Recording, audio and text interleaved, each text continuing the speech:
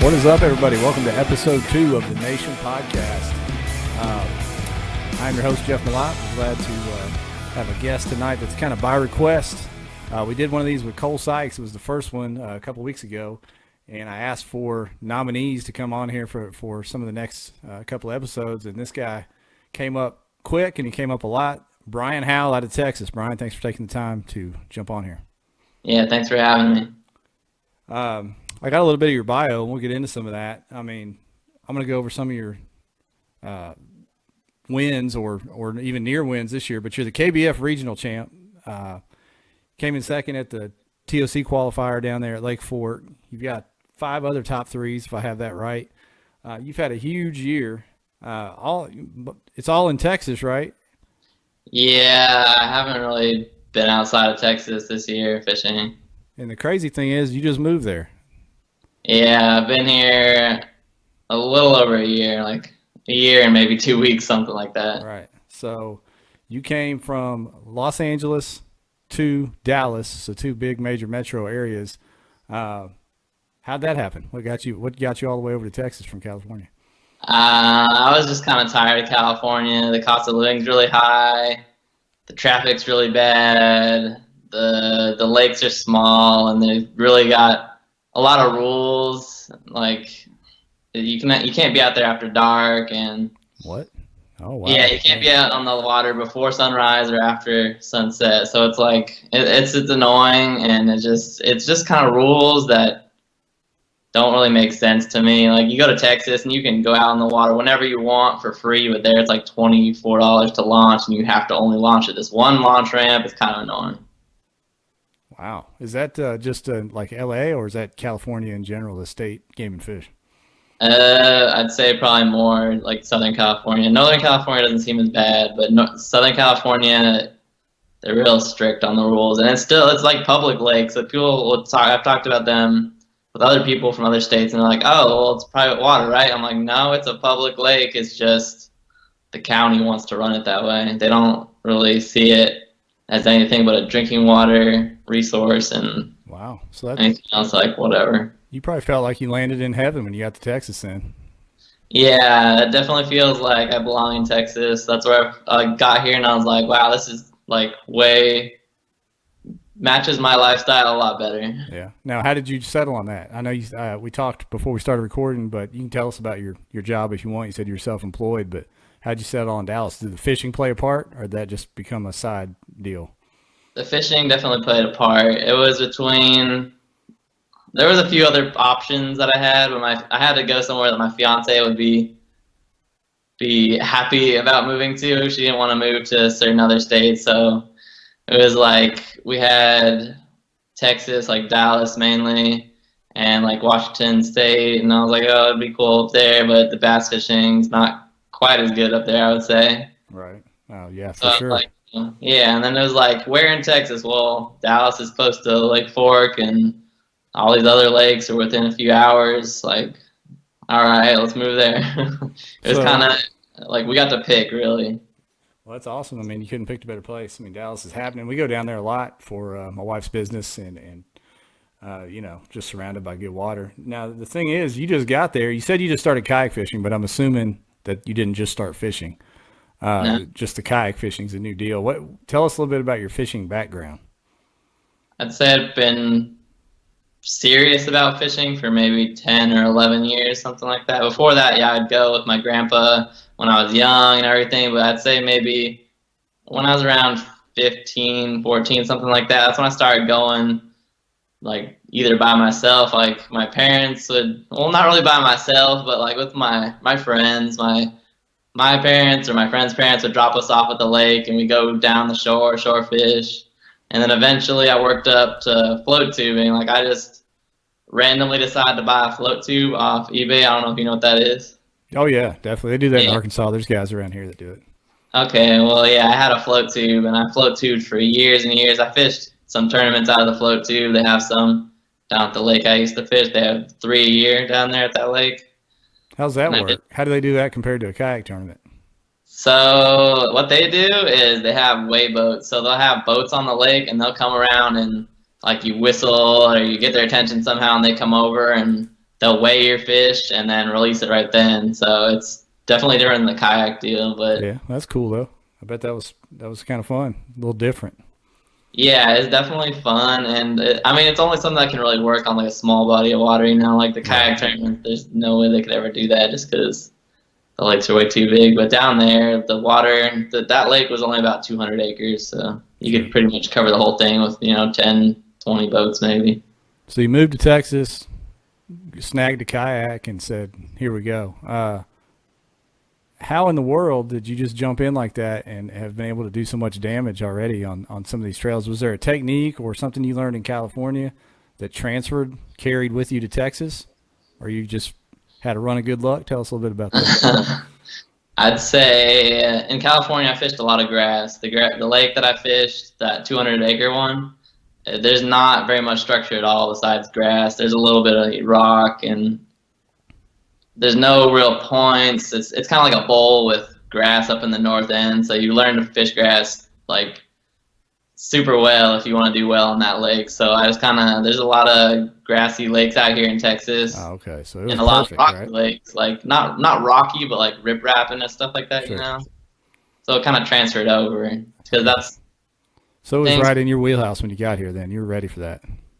Yeah, the big difference was the water clarity and like more heavy cover like stumps, laydowns, all that stuff. There's like very little laydowns, stumps, anything like that in Southern California, almost none. Right. So this suited your eye at least when you got here to Dallas. I say here when you got there to Dallas.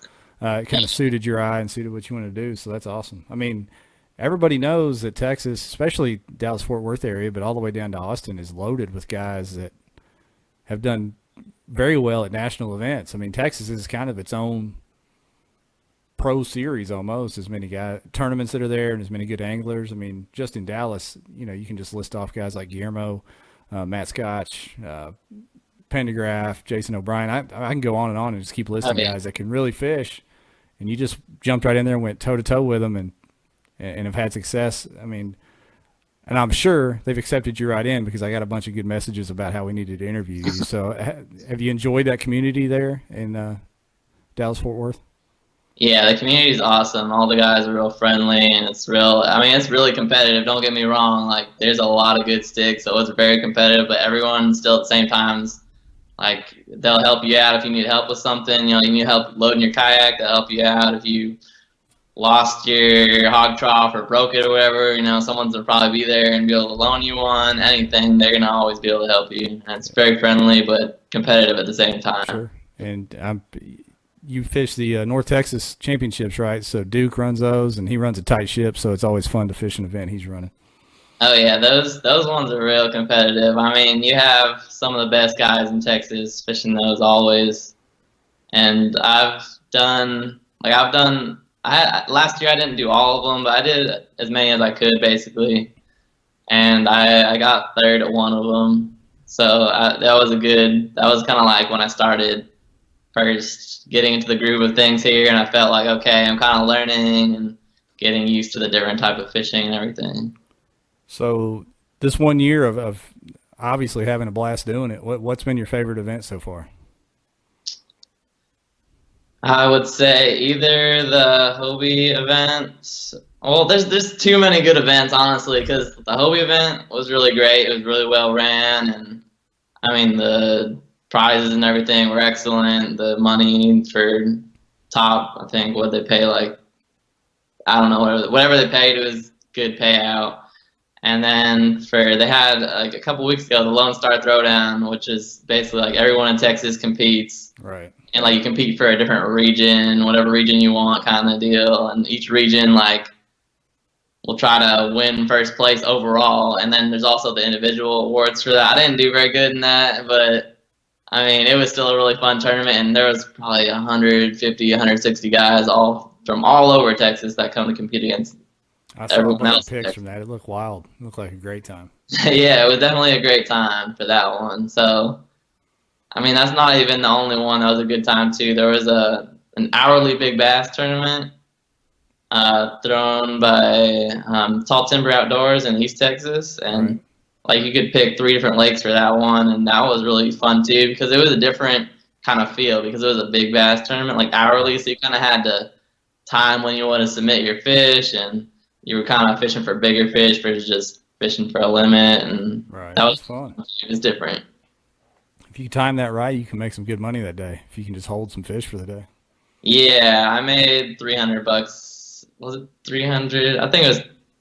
Yeah, it was $300, and it was just like it was like a nice 19.5-inch fish. But I mean, in a normal tournament, you're not gonna get paid for that, you know. Right. But if you, watching those hourlies, that's pretty. But the hourly, yeah. I was like, okay, only one fish has been submitted this hour that's bigger than mine. I'll submit and get second place big bass for the hour.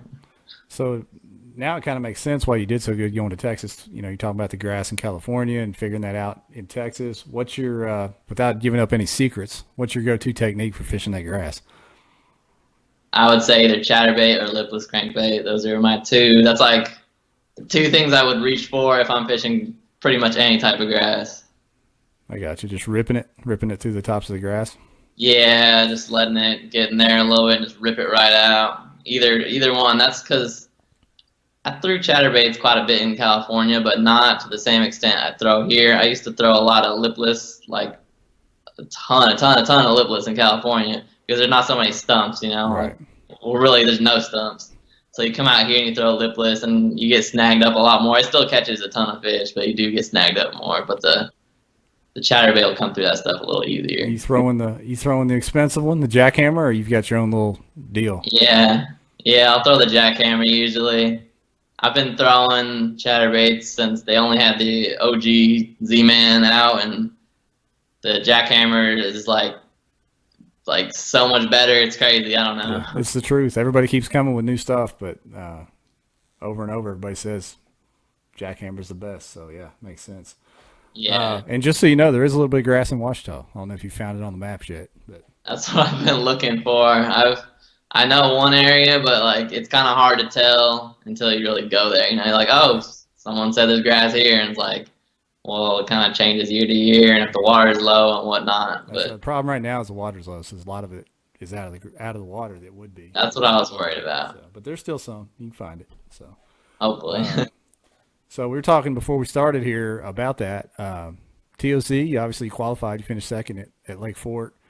What do you think about what they put together for Hobie? With this, kind of the first, you're in this for a year, but this is really the first time there's been I would say like a Bassmasters Classic kind of event for kayak fishing, where it's really only the top guys are getting in and girls. It's first of its kind, and it looks like it's really going to go well. The field is stacked. So what do you think about being a part of that? It's intimidating because you see and you look at like who's registered for it, and it's definitely all the people that you hear about consistently that consistently are winning tournaments or placing, top 5 at everything. But at the same time, it's like an honor, because like, oh wow, I'm competing against these guys that have probably been doing it quite a bit longer than I have, and I'm just coming in here, and it's my first year kayak fishing, so it's crazy. It's pretty awesome. I mean, for this event to pay out the kind of money it's going to pay out for only 50 anglers, it's pretty good odds. So it's anybody's game, really. It seems like all these national tournaments, I don't know if you pay attention to some of them, but it's always an out-of-towner that wins just about. I mean, like national championships, the others, it's somebody from out of town that gets it done. So, I don't. Everybody thinks the locals have the advantage, but I think it's anybody's game this week or 2 weeks from now. Yeah, definitely. It's just sometimes I do feel locals have an advantage, but it all depends on the conditions and what's happening and all that. Just like Lake Fork. I mean, you just moved there. Matt Ramey was all the way from New Mexico. Yeah. So, and you guys, went toe to toe, putting up big limits, which was awesome to see. Yeah. For the Hobie tournament, I think it was only like my third time on the lake too, because I don't know, I didn't fish Fork. I mean, I only live an hour from Fork, but I hadn't fished it at all pretty much that year until 2-3 weeks before that tournament. What's your favorite lake down there? I'm Fork. sure it is. Okay. Yeah. What about any other ones around Dallas you really like? Yeah, there's a few other ones. There's one. I mean, I like the East Texas lakes most, but there's one that's more of it's a small lake and people don't really know about it too much. I'm not gonna say much more That's than fine. that. You dropped it. You can just send me a DM after. I live way up here. I'm not going to tell anybody. No. I mean, the fishing is just so good in East Texas, I would say specifically. It's just insane. You can just go to any lake pretty much and have a shot at catching a 9, 10, 11 pounder, you know? It's Right. crazy. My son is he's in the Air Force. He's stationed in Shreveport. Yeah. So he's been over to Toledo Bend and some of those lakes right there on the east side, and I need to get down there and fish with him. Yeah, those lakes are definitely fun. I've been to Caddo, Toledo Bend, Rayburn. All those lakes are real fun. So next year, 2020, it'll be here before we know it after the TOC's over. Do you plan on getting out of Texas and traveling a little bit? I mean, like I said, you don't really have to. Texas is full of huge events, but Yeah, that's the thing, because for this year, it was like I kind of wanted to go out and travel, but it was like, why when there was tournaments here pretty much every single weekend almost? I was like, oh, do I want to go to drive to Alabama to go fish this tournament, or should I just fish this other local tournament? It'll be cheaper to fish the local tournament, and I don't have to worry, taking extra days off or driving out there and all that. I mean, it makes sense. What is that bass boat series they have there? Bass Champs. Yeah, It's basically its own pro circuit right there in the state, so there's plenty of yeah, options for kayaks. yeah. I know Hobie's coming back to Fort. It's going to be a lot earlier this year, which will be fun. Yeah, it'll be a lot different. I feel way different conditions. Yeah, I'm sure you'll be there, right? I'm pretty sure I'll be there. There's another local tournament that day, and it's like I wanted to fish that and kind of compete for Angler of the Year, but Oh yeah, I see. like, but the Hobie tournament, it's like a bigger tournament. And I know people will expect me to fish that because I finished it last year and I got second place last year. It's kind of like why would you not go to it kind of deal, Yeah. I don't know. I want to fish that, and I do want to fish some of the other Hobie tournaments next year. That's what I plan to do. I kind of want to go to Seminole, and what other one? I think I want to go to the Mississippi River one, and maybe like one other one. Have you ever been up there to look to that lacrosse? No, I was thinking about going for the KBF, all those championships, Sure. the trail, all those. I went up there earlier this year. It's the only time I've been, and let me tell you, it's worth the trip. It's a pretty awesome place to fish. That's what everyone says. So it's like I've been looking at it and thinking about it. I'm like, man, I really want to go up there sometime. I'm like, maybe next year's will be the time. So I was thinking about going there this year for the thing, like I said, but it's a lot of money and gas and a lot of time, and the weather was gonna be real cold, and I mean, I'm from California, like I don't do that good in cold weather. Yeah, man, I don't blame you. And I tell you, it's if you look on the map up there, it looks big, but it's way bigger than you think when you put your eyes on it. But there's tons of grass and lily pads and all that kind of stuff up there, so you probably really enjoy it. Yeah, it looks awesome. And I think that the Hobie one's in like July. Right. It should be like prime frogging, and Oh yeah, perfect weather. yeah, it should be insane. Probably be a relief from the Texas heat to go up there. It'd be nice. That's what I was thinking too. I was like, it's gonna be real hot in Texas in July. So if I go up there, probably be a little bit cooler, hopefully. Yeah. Well, there's plenty of events, like I said, in Texas. There's going to be plenty of national events next year to fish. Be watching your phone tomorrow. There's some big news dropping tomorrow about some more big events that are going to be available to us. I'm hoping there's going to be one in Texas or close to Arkansas, so that I can get I to. think I know what you're talking about. Yeah. It's the worst kept secret in kayak fishing, I think. It's been going Yeah. around. But it's exciting. It's cool to have all these options because I think it's going to drive everyone to get better at what they're doing and give us more options to get out there and fish and try to win a little bit of money. Yeah, definitely. So I don't want to keep you too long. I told you to keep you, we talked like 20 minutes or so. We've been on here a bit. Is there anything that you're looking forward to the most as far as getting over to TOC or fishing that new lake? Have you done any research yet? Or are you just going to go down and go in blind pre-fishing?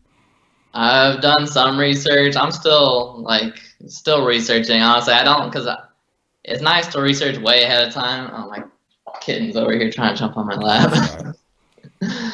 But I did some research already, but I kind of want to wait. Like, I researched, but I don't want to research too much because I feel like I'll forget a lot of it, you know? I got you. So I kind of researched going into it a few days ahead of time before I started pre-fishing. Like, I do a little bit right now, but it's going to be something definitely different than I've ever fished compared to the stuff out here in Texas or in California. Sure. It's kind of like, seems like a mix between California lakes and Texas lakes a little bit. More It'll be steep fun. banks. Yeah, a lot of rocks, a lot of trees, and Yeah, a lot of. It's it'll be fun for you, man. I think everybody's gonna have a blast. I'm heading down next week. I'll see you there, hopefully, and can shake your hand and introduce myself in person. I know, like I said, we fished that one event together, but I didn't get to really visit with you that day. Well, I appreciate you taking the time. I know you probably got some other stuff to do. We're going to jump on the World Series here in just a minute, but I'll have this up on the page and on our social media pretty soon. And if you guys are watching this, you can check us out on iTunes, Google Play, Spotify, or you can catch the video on YouTube later. But Bryan, I sure appreciate your time, man, and have a good night and good luck next week in Arkansas. Yeah, thank you. Thanks for having me on. Right, good luck to you too.